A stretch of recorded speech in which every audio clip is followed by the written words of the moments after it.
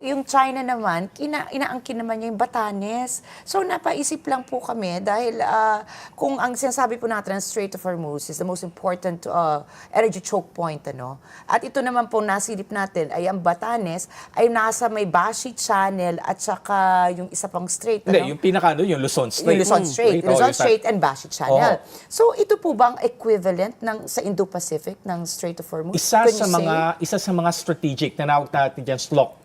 Sea lanes of communication. So, ayan, ang pinaka-importante. Of course, isa sa mga importante yan. Importante pa dyan, yung Malacca Strait sa baba, tapos sa north niyan, Taiwan Straits, pero talagang importante talaga yung Luzon Straits. Na nandun sa gitna ang Batanes. Kasi ang Luzon Straits connect South China Sea to the Pacific. And of course, kung may binabalak nga talaga ang China, no, supposed to be, by 2027, balak niya lusubin ang Taiwan. Para makontrol niya yung buong paligid ng Taiwan, dapat niyang kontrolin hindi lang yung Bashi Channel, pati yung buong Luzon Straits. And of course, nasa gitna niyan ang Batanes. So tayo nadamay lang. Kumbaga. Hindi sa damay, geography. Kumbaga, yan, reality.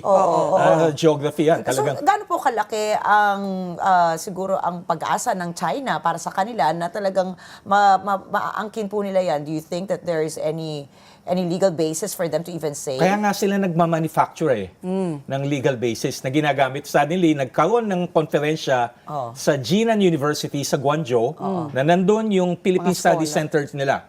May Philippine Study Center sila doon eh. Yung head nun, si Professor Panday, madami ng beses pumunta dito. Kaibigan ko, in fact. Suddenly, doon nagkonferensya at nagmanufacture sila ng claim based, of course, on geography. Na link daw yung Batanes at yung mga tao ng Batanes, link doon sa mga tao ng Taiwan. Eh, kanila daw ang Taiwan. Miski pag pumunta ka doon sa Taiwan, wala kang makikita ng bandila ng People's Republic of China. Ibang bandila ang nakaano doon, ang Republic of China. Pero sinasabi nila, on the basis of One China Principle, kanila na yan. So, kanila na yan. So, automatically, kanila rin dapat ang Taiwan. Batanes. Baka susunod yan, kanila na rin ang buong Luzon.